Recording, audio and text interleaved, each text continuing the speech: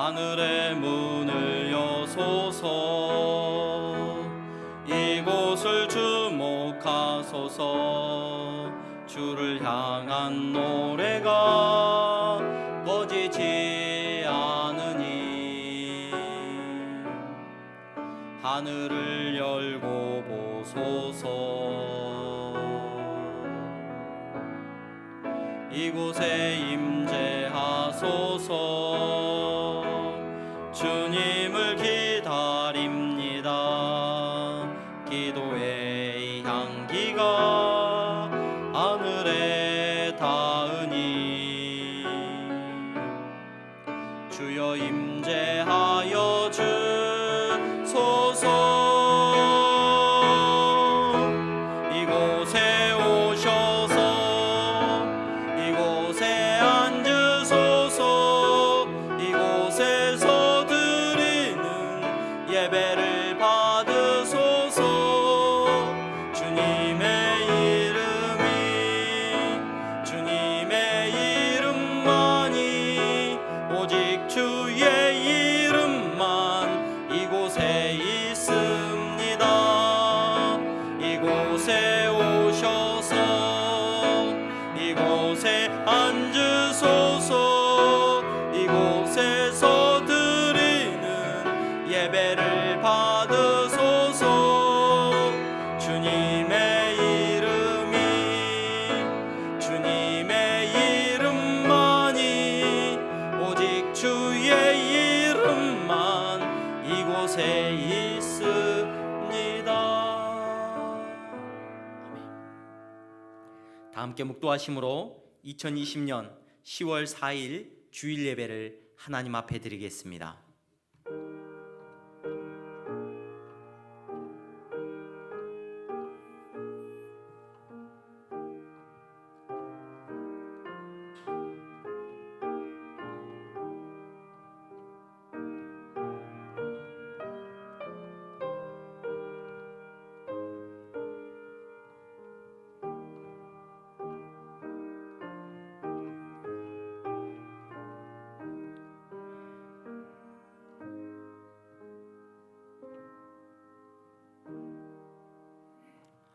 여호와께 감사하라. 그는 선하시며 그의 인자하심이 영원하미로다.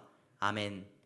거룩하신 하나님, 이 시간 우리가 주님 앞에 예배하며 나아갑니다.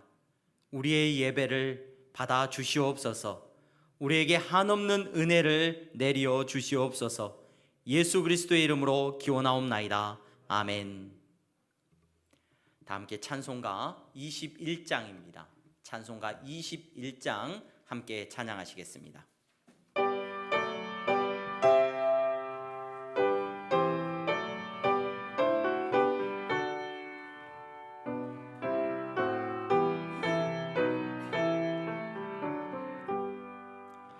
다 찬양하여라. 전능왕 창조의 주께 내 호나 주 찬양. 평강과 구원의 주님.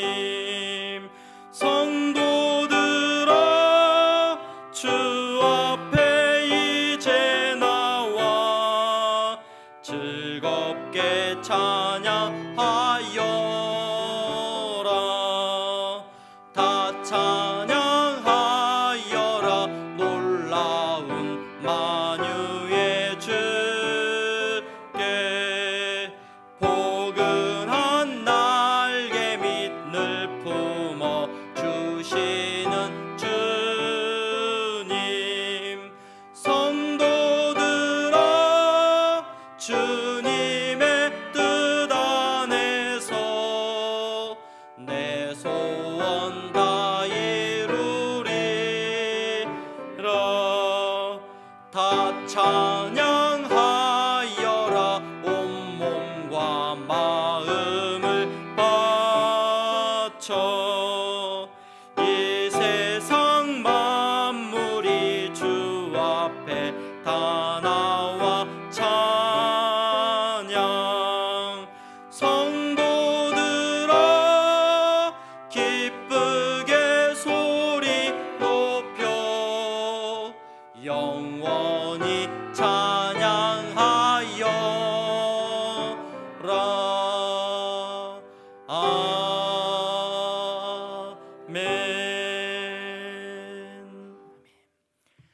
함께 교동문 65번입니다. 교동문 65번 함께 교독하시겠습니다.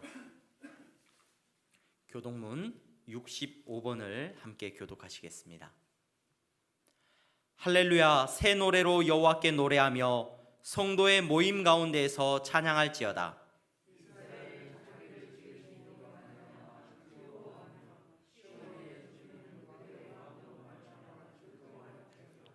춤추며 그의 이름을 찬양하며 소고와 수금으로 그를 찬양할지어다. 여호와께서는 자기 백성을 기뻐하시며 겸손한 자를 구원으로 아름답게 하심이로다. 성도들은 영광 중에 즐거워하며 그들의 침상에서 기쁨으로 노래할지어다. 그들의 입에는 하나님에 대한 찬양이 있고 그들의 손에는 두 날 가진 칼이 있도다. 이것으로 문 나라에 보수하며 민족들을 벌하며 그들의 왕들은 사슬로 그들의 귀인은 철고랑으로 결박하고. 다 같이 읽겠습니다. 기록한 판결대로 그들에게 시행할지로다. 이런 영광은 그의 모든 성도에게 있도다. 할렐루야, 아멘. 다 함께 사도신경으로 우리의 신앙을 하나님 앞에 고백하겠습니다. 전능하사 천지를 만드신 하나님 아버지를 내가 믿사오며 그 외아들 우리 주 예수 그리스도를 믿사오니 이는 성령으로 잉태하사 동정녀 마리아에게 나시고 본디오 빌라도에게 고난을 받으사 십자가에 못 박혀 죽으시고 장사한 지 사흘 만에 죽은 자 가운데서 다시 살아나시며 하늘에 오르사 전능하신 하나님 우편에 앉아 계시다가 저리로서 산자와 죽은 자를 심판하러 오시리로다. 성령을 믿사오며 거룩한 공회와 성도가 서로 교통하는 것과 죄를 사하여 주시는 것과 몸이 다시 사는 것과 영원히 사는 것을 믿사옵나이다. 아멘.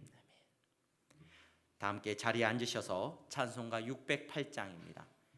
자리에 앉으셔서 찬송가 608장 함께 찬송하시겠습니다.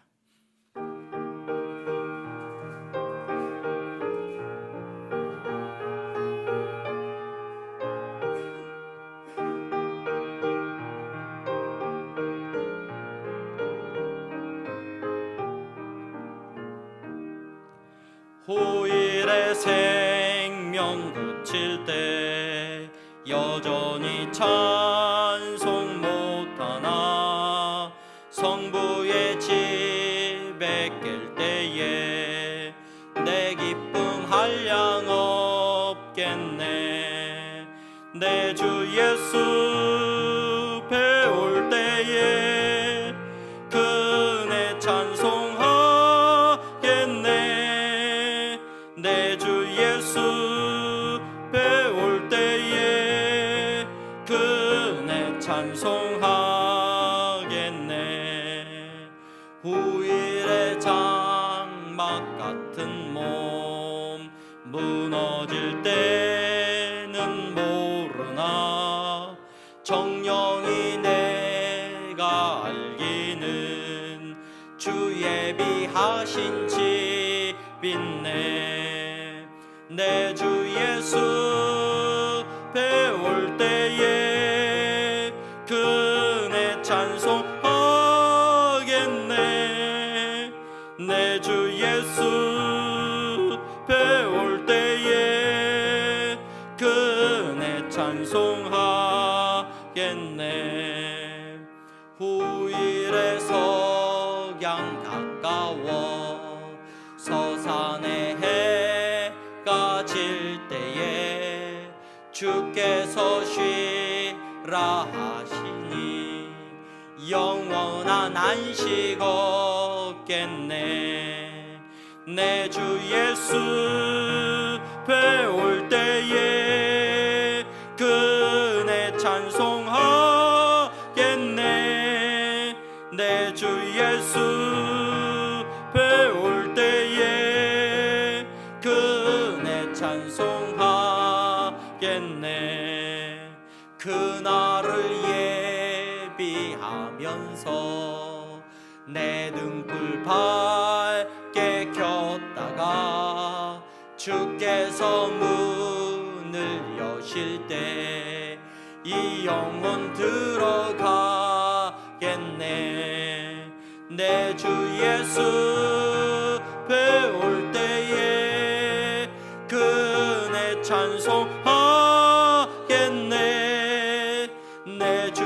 숲에 올 때에 그네 찬송하겠네.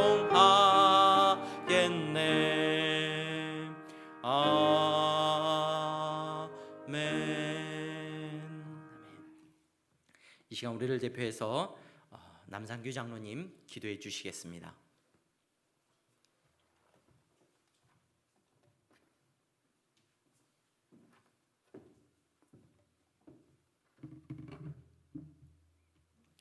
다 같이 기도하시겠습니다. 오늘 또 제 가운데 살던 보잘것없는 죄를 위하여 목숨을 버리기까지 하면서 사랑해 주신 여호와 하나님 은총을 베풀어 주심에 감사를 드립니다. 오늘 그 은총 힘입어 주님께 나왔사오니 한없는 은혜와 축복으로 함께하여 주시옵소서.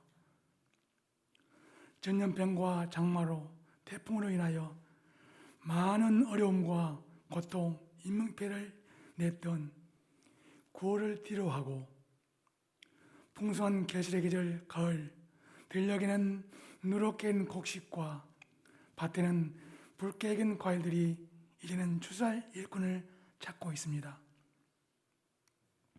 장마와 태풍으로 인하여 인명피해와 재난, 농작물 피해를 입었지만 그래도 우리의 필요한 만큼 풍작 주심을 감사를 드립니다. 하나님, 우리의 믿음의 분량도 풍작을 이루게 하시어 한 해를 마무리할 때에 쭉쟁이가 아닌 알곡만 곡간에 쌓을 수 있도록 인도하여 주시옵소서. 하나님 아버지, 우리는 심히 연약하여 말과 행동이 일치하지 않을 때가 얼마나 많았습니까? 우리의 잘못된 행동으로 인하여 하나님의 영광을 가려울 때가 얼마나 많았는지요.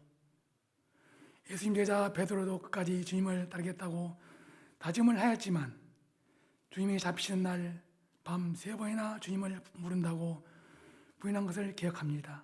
하나님, 우리를 강하여 붙드사 현재 고난 장차 우리에게 나타날 영광과 비교할 수 없다고 말씀하고 있습니다. 하나님, 세상 삶 속에서 어떤 고난과 역경이 우리에게 닥쳐올지라도 세상의 끝날 주님 앞에 설 때 너는 내 사랑하는 아들이라고 칭찬받을 수 있는 자녀들이 다 되게 하여 주시옵소서. 이제는 믿음으로 제약을 이기고 우리의 정욕과 부정을 이길 수 있는 힘과 능력을 주옵소서. 10월 추수 계절을 맞이하여 조금도 우리에게 전염병으로부터 해방되게 하시고 기쁨과 희망을 줄 수 있는 추수 계절, 전염병이 종식되고 예배가 회복되어 온 성도들 한 자리에 모여 마음껏 하나님을 찬양할 수 있는 10월이 되기를 간절히 소망합니다. 간절히 기도하기는 온 한국교회 새 충전, 새 정정 건축을 기획하고 있사오니 우리 성도님들의 기도를 들으시고 교회 부지에 하나님의 교회가 아름답게 서 있도록 간사하여 주시고 역사하여 주시옵소서. 그래야 향동동에 구원의 방지 역할을 할 수 있는 교회 되게 하시고 나아가 세계 곳곳에 많은 선교사를 파송할 수 있는 교회가 될 수 있도록 인도하여 주시옵소서. 이제 말씀을 듣기를 원합니다. 강단에서 오신 목사님 영육간의 강감을 주시고 그 입술로 선포된 말씀이 우리의 굶주린 영혼이 살찌게 하시고 낙심한 영혼들이 위로를 받게 하시며 독수리 날개치 올라간 같은 새 힘을 얻게 하여 주시옵소서. 오늘 또 피치 못한 사정으로 인하여 예배에 참석지만 자녀들이 있습니다. 어디에 있든지 동일한 은혜로 함께하여 주시옵소서. 또한 목사님 가정에 평안함을 주시고 한절기에 목사님과 사모님과 자녀들에게도 감기 걸리지 않도록 지켜 보호하여 주시옵소서. 지금은 처음 시간입니다. 마치는 것이 홀로 영광 받아 주시옵소서. 예수님의 이름으로 기도드립나이다. 아멘.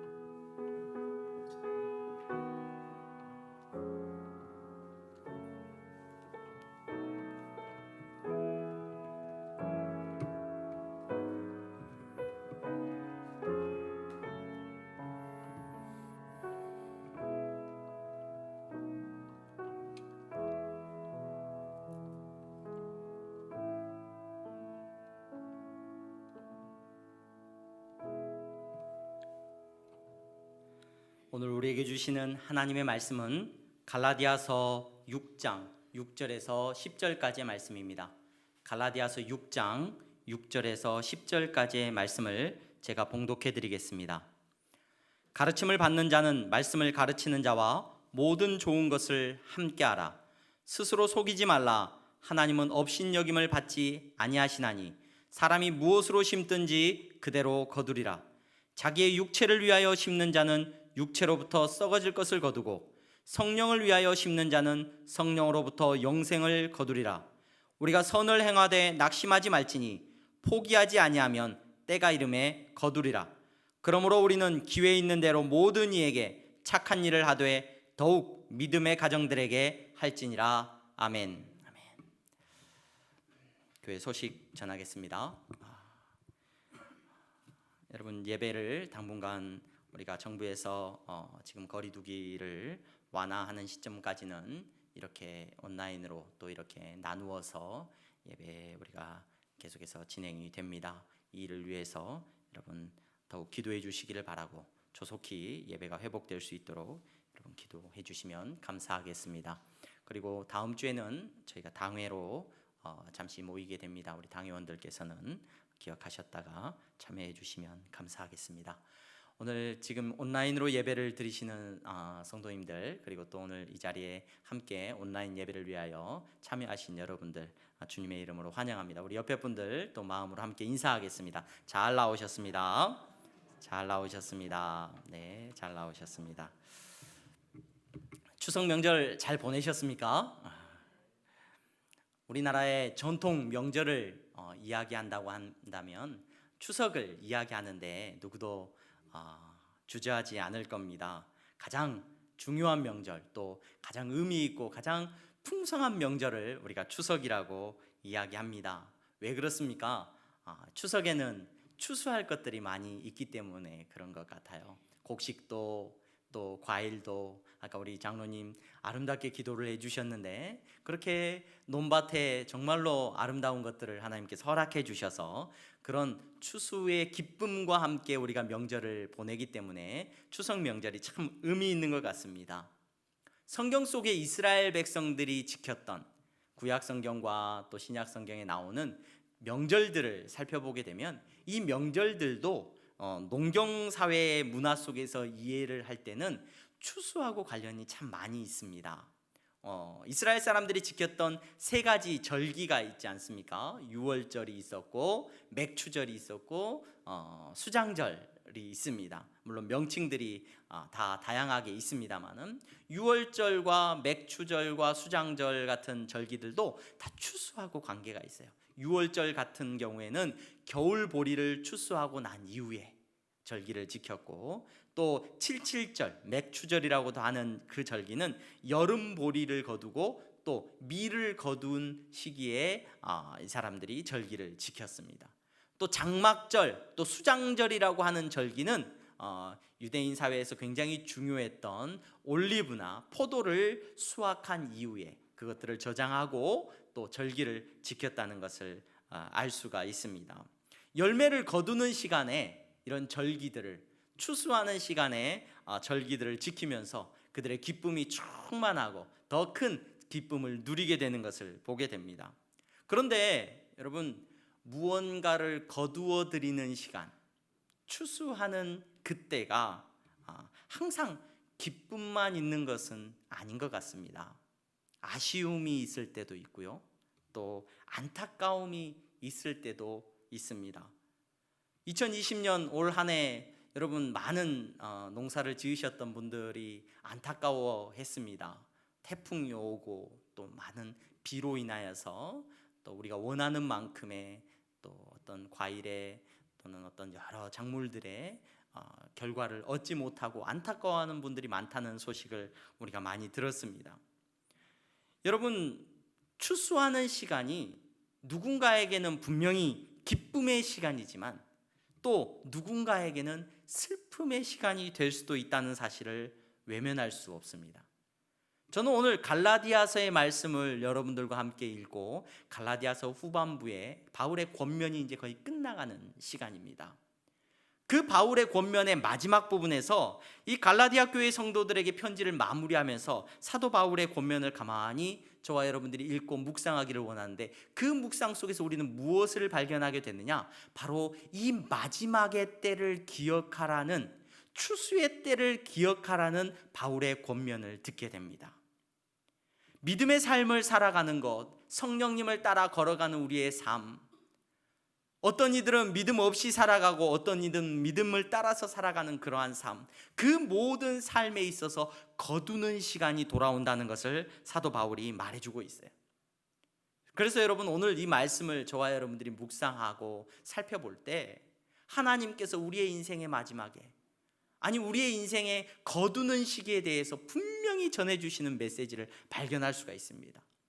혹 죽었다 살아났습니다, 내가 천국을 보고 왔습니다, 그런 분들의 이야기를 듣지 않아도 여러분, 오늘 말씀을 통해서 저와 여러분들은 거두는 시간, 하나님께서 모든 것을 심판하시는 그 시간에 대한 놀라운 메시지를 들을 수 있습니다. 오늘 그 말씀 속에서 여러분, 저와 여러분들은 마지막에 대한 분명한 깨달음을 얻기를 원하고, 그 깨달음 속에서 오늘을 살아갈 수 있는 은혜가 있기를 바랍니다. 먼저 여러분, 오늘 우리가 읽은 이 본문의 말씀을 이해하기 위해서 본문을 조금 주의해서 살펴볼 필요가 있는데, 지난주에 우리는 6장 1절에서 5절까지의 말씀을 통해서 성령을 따라서 살아가는 삶이라는 것은 공동체를 세우는 삶이라는 것에 대해서 묵상을 하고 나누었습니다.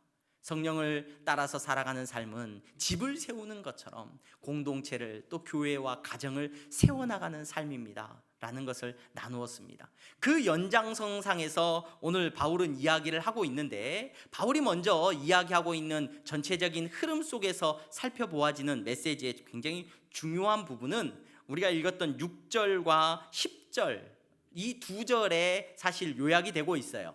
그 두 절의 말씀이 공동체를 세워나가고, 특별히 갈라디아 교회 성도들의 여러 상황 속에서 그 상황에 맞추어서 바울이 성령을 따라서 살아가는 삶에 대한 굉장히 구체적인 권면이 기록되고 있는 것을 우리가 발견할 수가 있습니다. 여러분, 6절과 10절 말씀을 우리 함께 보겠습니다. 다시 한번 보시기 바랍니다. 6절과 10절의 말씀을 바울이 권면하고 있는데, 6절 10절 같이 읽겠습니다. 가르침을 받는 자는 말씀을 가르치는 자와 모든 좋은 것을 함께 하라. 10절 읽겠습니다. 시작. 그러므로 우리는 기회 있는 대로 모든 이에게 착한 일을 하되 더욱 믿음의 가정들에게 할지니라. 이렇게 권면을 합니다. 이게 무슨 말인지 여러분 느낌이 오십니까? 성령을 따라서 살아가고 있는 그 갈라디아 교회 성도들에게 권면을 하고 있는데, 매우 특수한 상황에서 권면을 하고 있어요. 어떤 권면이냐면, 말씀을 가르치는 자와 말씀을 배우는 자가 좋은 것을 서로 나누어라 라는 말씀을 하고 있고, 또 10절 말씀에 보니까 기회가 있는 대로 모든 이에게 착한 일을 하되 더욱 믿음의 가정들에게 착한 일을 여러분 하십시오 라고 권면하고 있는 내용의 메시지가 6절과 10절의 말씀에 잘 기록되고 있는 것을 보게 됩니다. 여러분, 이 말씀은 제가 계속해서 언급하고 있듯이 갈라디아 교회라고 하는 매우 특수한 그 시대적인 상황을 조금은 이해하면, 깊게 이해하면 보다 우리가 이 말씀을 잘 이해할 수 있는 것 같아요. 그 당시에는 오늘날처럼 여러분, 교회가 조직되어지고 어떤 체계를 갖추고 있지 못했습니다. 또 그 시대는 지금으로부터 2000년이라고 하는 먼 시간 전이고, 또 그 지역사회가, 또 예수님을 믿는 공동체가 가난하고 굶주리고 또 많이 누리지 못하던 가정들이 많이 있었기 때문에, 그러한 특수한 상황 속에서 오늘 바울은 권면하고 있어요. 말씀을 가르치는 일 가운데 전무하고 있는 사람을 여러분들이 책임져 주시기를 바랍니다. 또 믿음의 가정들 안에 특별히 연약한 자들이 있는데 그 연약한 자들을 많이 도와주시기를 바랍니다. 이러한 권면을 갈라디아서에서 오늘 마무리하면서 바울이 권면하고 있는 거예요. 여러분, 저와 여러분들이 오늘 신앙생활하고 있는 지금의 상황 속에서는 이 말씀이 주는 의미를 좀 더 깊이 생각해 볼 수 있어야 됩니다. 물론 여러분, 우리 향동교회뿐만 아니라 한국의 많은 교회들은 이미 체계적인 어떤 질서를 가지고 있습니다. 말씀을 가르치는 자와 배우는 자가 잘 구분되어져 있고, 또 사랑하는 성도님 여러분들께서 이렇게 부족한 목사를 말씀을 가르치는 일에 전무할 수 있도록 모든 부분에 있어서 풍족하게 도와주시고 섬겨주고 계십니다. 또 교회 안에서 연약한 성도들이 있으면 여러분 얼마든지 돕고, 또 우리가 살아가는 삶 속에서 하나님께서 많이 축복해 주셔서 특별히 가난하고 배고픈 그런 어떤 시간을 우리가 살지는 않습니다. 물론 우리 향동교회 성도님들 많이 이야기하셨던 옛날의 향동교회에서는 이랬어요, 이런 저런 이야기들을 많이 들려주시는 것을 듣습니다. 그래서 제가 제일 많이 들었던 이야기 중에 하나가, 그때는 배고프면 우리 성도님 집 아무데나 들어가가지고 우리 청년들이나 학생들이 들어가서 막 라면도 끓여 먹고 그냥 밥솥에서 밥도 그냥 이렇게 떠다 먹고 그렇게 했노라고 그런 얘기들을 자주 이렇게 해주시는 것을 듣습니다. 여러분, 그런데 지금의 상황에서는 우리가 뭐 특별히 그렇게 밥을 먹지 못하거나 또는 큰 어려움 가운데, 물론 그런 어려움 가운데 있는 성도들도 있습니다만은 그런 보살핌을 필요로 하는 성도들은 없다는 것이 사실이죠. 근데 오늘 이 말씀이 주고 있는, 바울이 우리에게 권면하고 있는 메시지의 굉장히 중요한 핵심은 저와 여러분들이 놓치지 말았으면 좋겠습니다. 그 핵심이 무엇이냐? 그 핵심이 오늘 우리가 읽었던 6절 말씀에 보면 좋은 것을 나누라 라는 말씀이 있어요.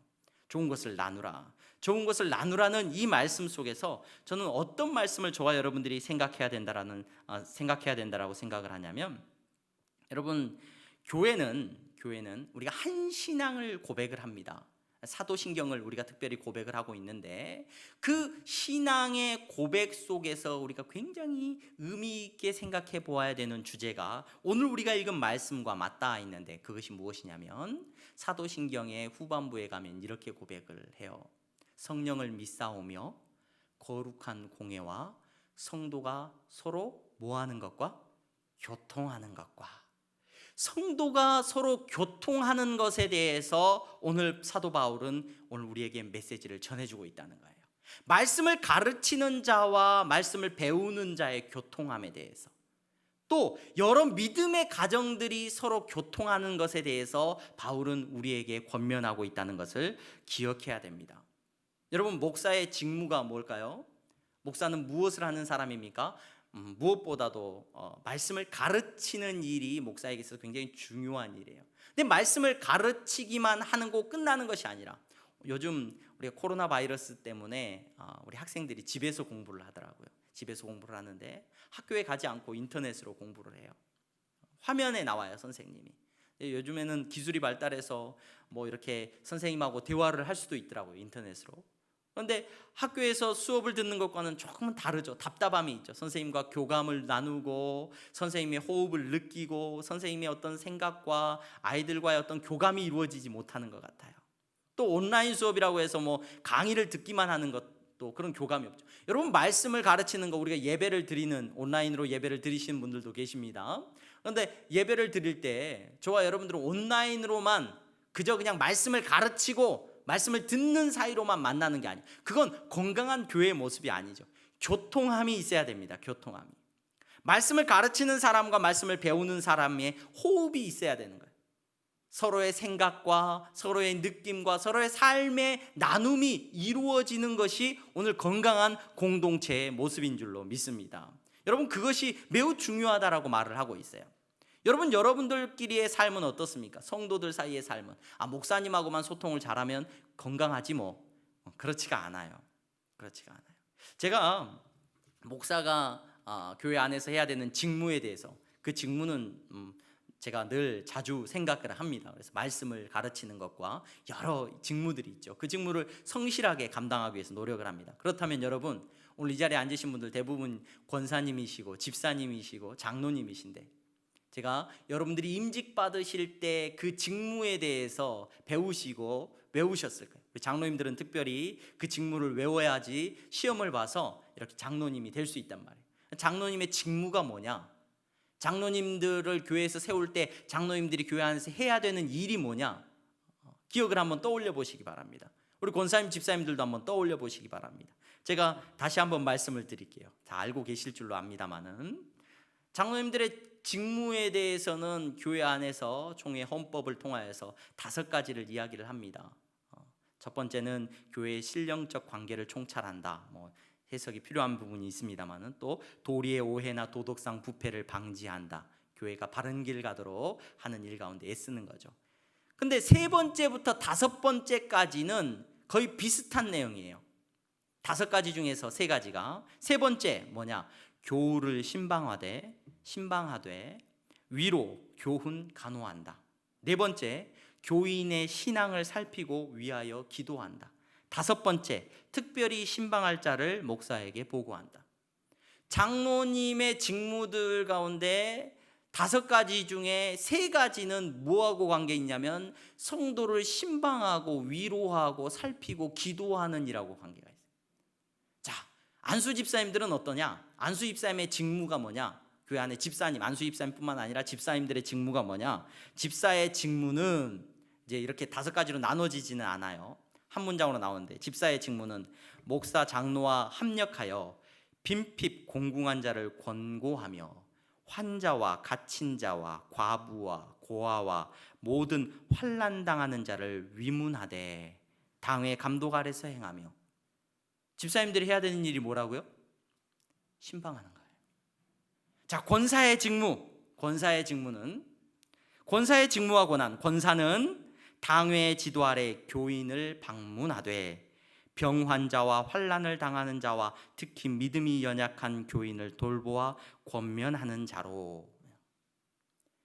여러분, 권사님을 교회에서 세우는 이유, 집사님을 세우는 이유, 장로님을 세우는 이유가 뭐냐? 그 왜 세우는 거냐? 왜 직분을 주는 거냐? 우리가 처음 직분을 받을 때 이 직무를 부여받는다는 거예요. 그 직무가 뭐라고요? 성도를 신방하겠다는 거예요. 그 직무를 가지고 저와 여러분들이 임직을 하는 겁니다. 여러분, 성령 안에서 저와 여러분들은 신앙을 고백했습니다. 성도가 서로 교통하는 것과 이것을 믿는다는 거예요.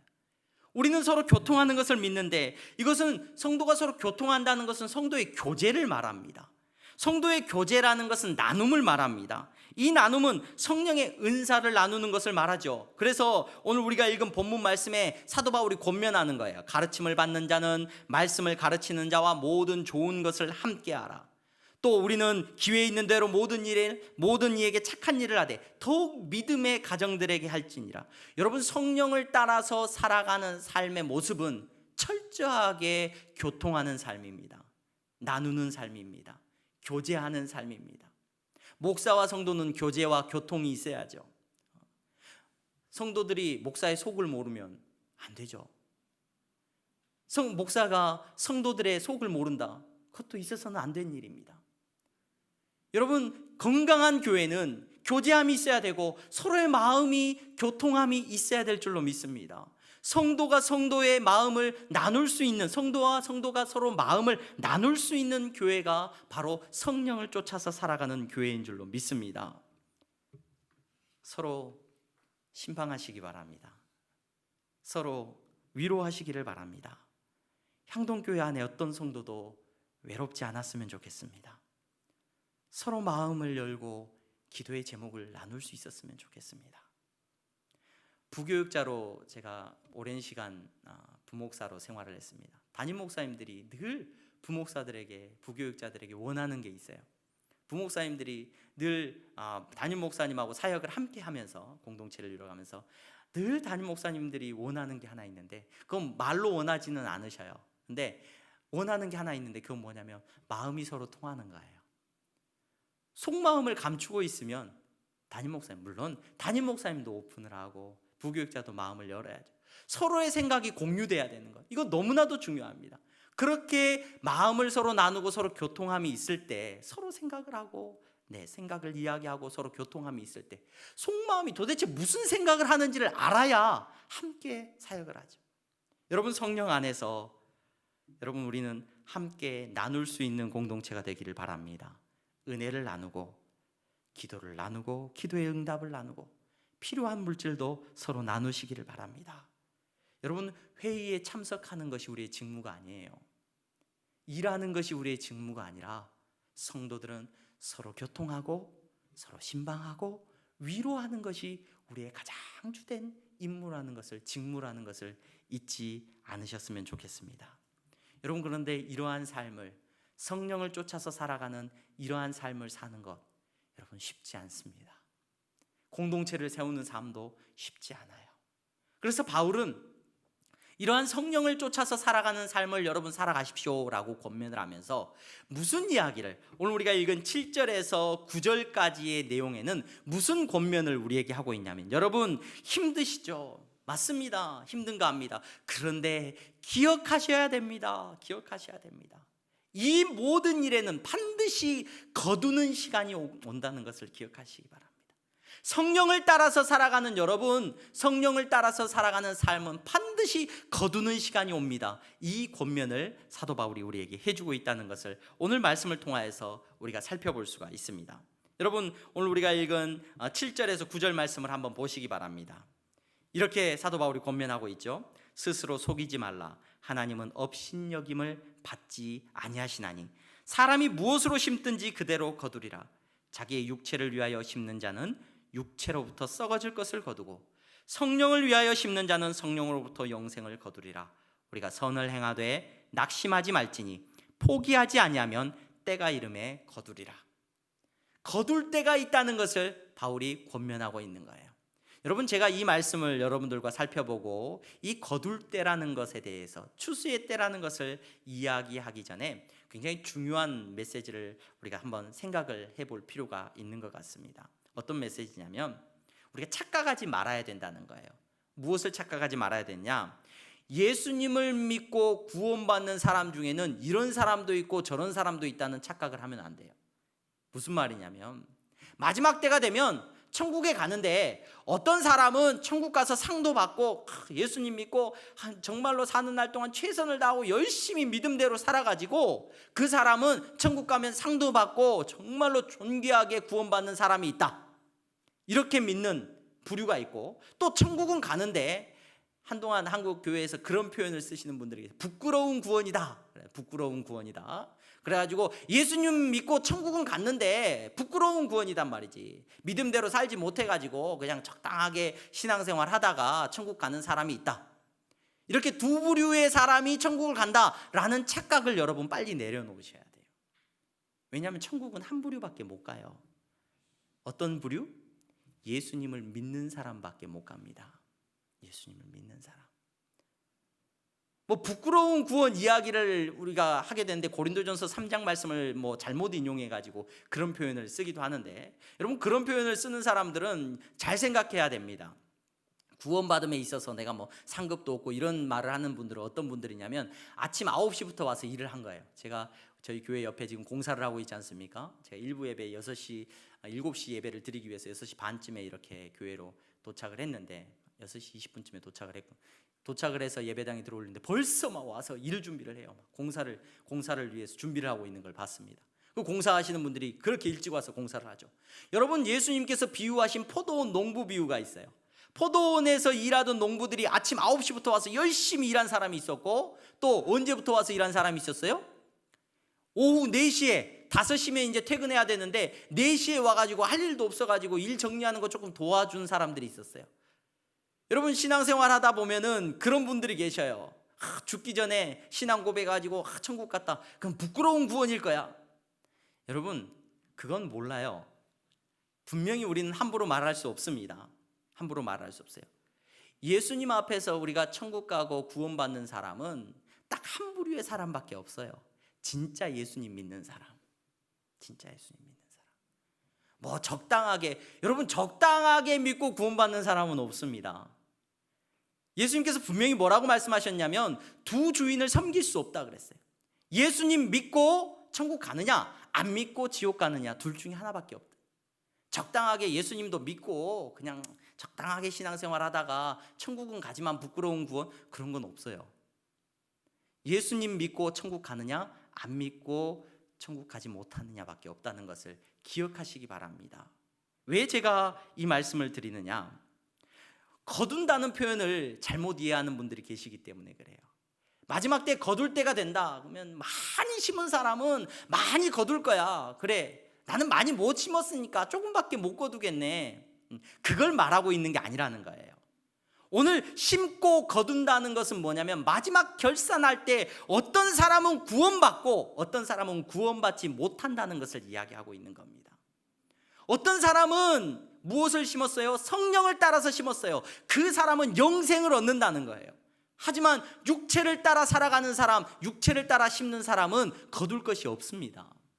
썩어질 것밖에 없습니다. 그 사람은 구원하고 상관이 없는 사람이에요. 오늘 바울이 경고하고 있는 메시지는 그겁니다. 분명합니다. 여러분, 성령을 따라서 살아가셔야 됩니다. 힘들고 눈물이 나십니까? 여러분, 공동체를 세우는 것, 또 나누고 교통하는 것이 쉽지 않을 수도 있습니다. 하지만 여러분, 그 일을 감당하시는 여러분들이 걸어가는 그 길의 마지막에는 구원과 놀라운 은혜가 있는 줄로 믿습니다. 영원히 사는 영생이 있는 줄로 믿습니다. 오늘 바울이 권면하고 있는 거예요. 여러분, 기억하시기 바랍니다. 은혜로 말미암아 우리는 구원을 받죠. 맞습니다. 완전히 우리는 은혜로 말미암아, 온전히 은혜로 말미암아 구원받습니다. 그런데 그 은혜를 입은 사람은 그 은혜를 떠나서는 생각할 수도 없고 은혜를 떠나서는 살 수도 없다는 것을 기억하셔야 돼요. 그냥 은혜는 은혜고 내 삶은 내 삶이고 이렇게 나누어질 수가 없어요. 믿음은 믿음이고 교회는 다니고 그냥 내 삶은 내 삶이고 나누어질 수가 없다는 겁니다. 오늘 사도 바울은 우리에게 경고하고 권면하고 있습니다. 여러분, 육체를 위하여 심는 사람은 육체로부터서 썩어질 것을 거둘 겁니다. 여러분, 죄된 욕심을 따라서 살아가는 사람은 절대로 영생을 얻지 못합니다. 성령을 위하여 심는 사람은 영생을 거둡니다. 성령을 따라서 살아가는 사람은 영생을 얻습니다. 하나님께서는 우리의 삶의 헌신도를요 절대 평가하지 않으십니다. 100점, 90점, 80점, 넌 100점짜리, 90점짜리, 80점짜리 이렇게 절대 평가하지 않으셔요. 그럼 상대 평가하시냐? 넌 쟤보다 낫구나. 너는 얘보다 더 낫네. 너 비교하니까 얘가 더 낫다. 하나님께서는 그렇게 평가하지 않으셔요. 뭐만 보시느냐? 믿음이 있느냐 없느냐만 보시는 줄로 믿습니다. 여러분, 우리가 진짜로 믿음을 따라서 우리 안에 있는 믿음을 가지고 성령을 따라서 살아갈 수 있는 사람들이 될 수 있기를 바랍니다. 그 마지막을 바라보면서 걸어가시는 저와 여러분들이 되시기를 바랍니다. 그러한 삶을 살아가고 있는 성도들에게 바울이 뭐라고 말을 합니까? 우리가 선을 행하되 성령을 따라서 살아가는 삶을 말하는 거예요. 낙심하지 말지니 포기하지 아니하면 때가 이르매 거두리라. 여러분, 우리는 때가 이르면 거두게 되는 놀라운 은혜를 누리게 될 줄로 믿습니다. 포기하지 마시기 바랍니다. 우리의 경주는 예수님 앞에 설 때 끝나는 거예요. 마라톤 경주에 대해서 제가 일부 예배 때 예를 들었는데 길게 예를 들지는 않겠습니다. 여러분, 마라톤 경주를 하다 보면 42.195m 끝날 때 끝나는 거예요. 그런데 중간에 보면 한 10km 지점 지날 때 그때 막 1등 하시는 분들이 계셔요. 막 거기까지 막 전력질주해서, 그래서 내가 10km까지는 1등이야, 와, 금메달을 주나요? 그렇지 않아요. 앞잡이라 그래요. 이렇게 막 빨리 끌고 나가는 사람들, 상대방의 페이스를 말리게 하는 사람들. 여러분, 달리기를 시작해서 초반에 남들보다 100m 처질 수도 있습니다. 1km 또 이렇게 늦춰질 수도 있습니다. 하지만 뒤에 가지만 그 사람이 끝에 가서는 여러분 마지막에는 결승점을 통과할 때는 메달을 따는 사람일 수도 있습니다. 여러분, 우리는 오늘의 삶을 살아가면서 선을 행하고 성령을 따라 살아가면서 낙심하고 또 절망하기도 하고 때로는 기쁜 일도 있을 수 있습니다. 하지만 절대로 그것 때문에 포기하거나 낙심하지는 마시기 바랍니다. 자만하지도 마시기 바랍니다. 예수님 만나야 끝이 나는 겁니다.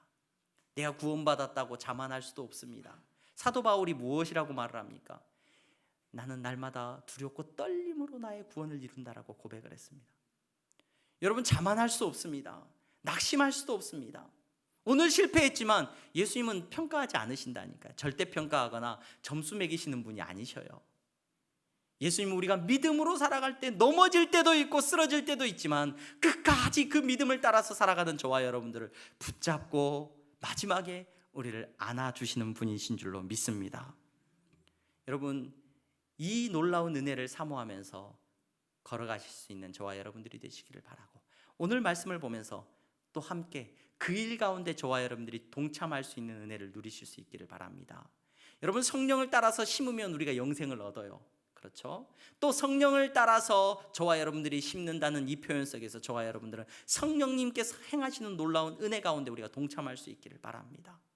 어떤 일입니까? 영생을 얻는 일 가운데 저와 여러분들이 동참할 수 있기를 바랍니다.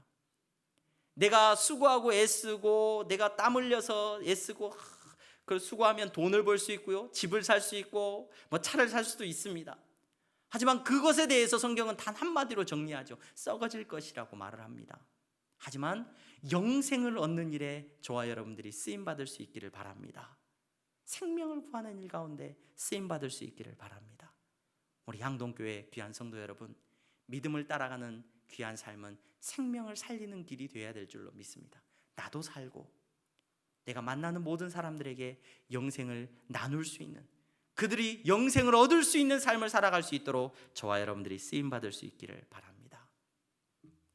원로 목사님께서 강화도의 땅을 헌금하셨어요. 그래서 그 땅을 교회에서 필요에 따라서 이제 매각을 이렇게 했습니다. 매각을 하면서 부동산비가 좀 비싸게 나왔어요. 부동산비를 비싸게 냈는데 원로 목사님이 그 가격을 이렇게 들으시고 부동산비 이제 내야 되는 것들에 대해서 비싸게 이렇게 지불돼야 되는 것들이 있었는데 목사님이 마음에 안 드셨을 거예요. 그래서 이 후배 목사가 이렇게 사역을 잘하고 말이지 이렇게 헌금한 것들을 아껴가면서 이렇게 해야 되는데 그 땅이 조금 어려움이 있는 땅이어서 그래서 이제 부동산비가 조금 더 지불이 됐는데 그 모습을 이제 보면서 원로 목사님 오셔서 이제 계약을 하고 부동산비를 지불하고 이제 최종적으로 계약하는 시기에 목사님이 오셔서 도장을 찍어주시고 이제 모든 일을 하셨어요. 하시면서 모든 거래가 다 끝나갈 때 원로 목사님께서 그런 말씀을 하셔요. 그 부동산 사장님들한테 또 그 땅을 사시는 분들한테 한마디 하셨어요. 혹시 예수님 믿으십니까? 교회 다니십니까? 물어보셨어요. 그랬더니 안 다닙니다. 뭐 그러니까 목사님께서 예수님 꼭 믿으십시오. 교회 다니십시오. 예수님 믿어야 됩니다. 예수님 믿어야 삽니다. 그 복음을 전하셨어요. 복음을 전하시고 나오셨어요. 이제 그 부동산 거래가 다 끝나고 이제 제가 목사님 모시고 이제 나왔는데 목사님께서 저한테 한 말씀 하셨어요. 박 목사, 내가 마지막에 이 한마디 하려고 꾹 참았다. 내가 뭐 불만이 있고 가격이 불만이 있고 뭐 불평할 것이 많았는데 내가 마지막에 이 한마디 하려고 꾹 참았다. 저한테 그 말씀을 해주셨어요. 여러분, 저와 여러분들 믿음을 따라가는 삶, 성령을 쫓아서 살아가는 삶, 이 한마디를 위해서 참을 수 있는 삶이 되시기를 소망합니다. 여러분, 예수 믿으십시오. 이 한마디를 위해서 여러분 내 모든 특권 내려놓는 것이 성령을 쫓아서 살아가는 삶 아니겠습니까? 힘이 드시죠? 어렵죠? 여러분, 마지막 추수하실 때, 마지막 예수님께서 알고 굴곡간에 들이실 때 기쁨으로 그 잔치에 참여하시는 저와 여러분들이 되시기를 주님의 이름으로 축원합니다. 기도하겠습니다. 거룩하신 하나님, 감사합니다. 사랑하는 성도들, 믿음을 따라가며 함께 교통하게 하여 주시옵소서.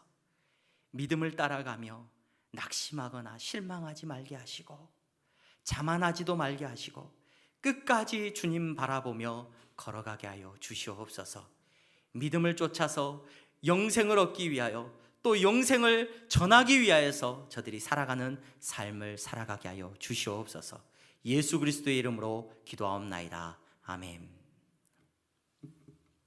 우리 다 함께 찬송가 213장 1절 들으시면서 하나님 앞에 헌금하겠습니다.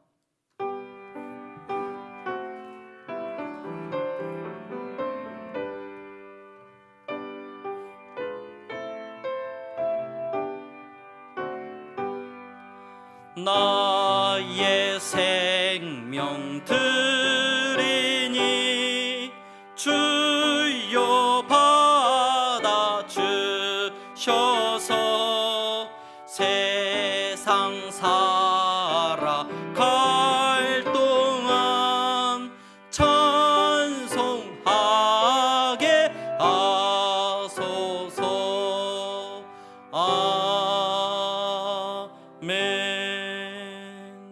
기도하겠습니다. 거룩하신 하나님 감사합니다. 사랑하는 성도들, 삶의 여러 형편 가운데서 주님 앞에 구별되이 예물을 드리며 나아갑니다. 11조의 예물을 드렸습니다. 감사의 예물을 드렸습니다. 저들이 가진 물질을 하나님 나누도록 하심을 감사합니다. 주님, 그 믿음을 보시고 저들이 믿음대로 나누어 싸우니 주님께서 저들의 삶을 주여 책임져 주시옵소서. 저들이 엎드려 눈물을 흘리며 일할 때, 하나님 땀 흘려 수고할 때 그 땀 흘려 수고한 것이 헛되지 않게 하여 주시옵시고, 그 눈물로 애쓴 것이 헛되지 않도록 주여 붙잡아 주시옵소서. 코로나 바이러스로 인하여서 하나님 경제적으로 많이 어려운 성도들이 있습니다. 지켜주시고 살펴주시고 저들의 모든 일용할 양식을 주님께서 책임져 주시옵소서. 건축의 헌금을 드립니다. 선교의 헌금을 드립니다. 장학 헌금을 드립니다.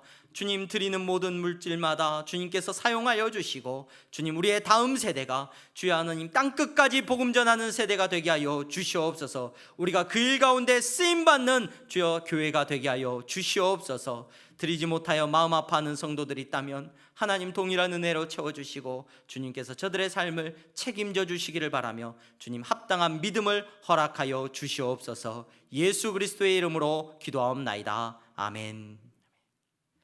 우리 다 함께 일어나서 하나님 앞에 찬양 드리시면서 예배를 마치겠습니다.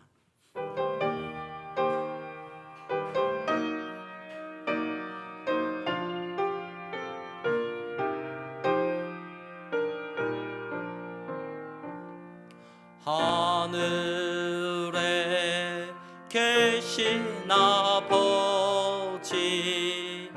이름 거룩하사 주님 나라 임하시고 뜻이 이루어지다. 일용할 양식 주시고 우리들의 큰 죄 다 용서하옵시고 또 시험에 들게 마시고 악에서 구원하소서. 대개 주의 나라 주의 권세 주의 영광 영원히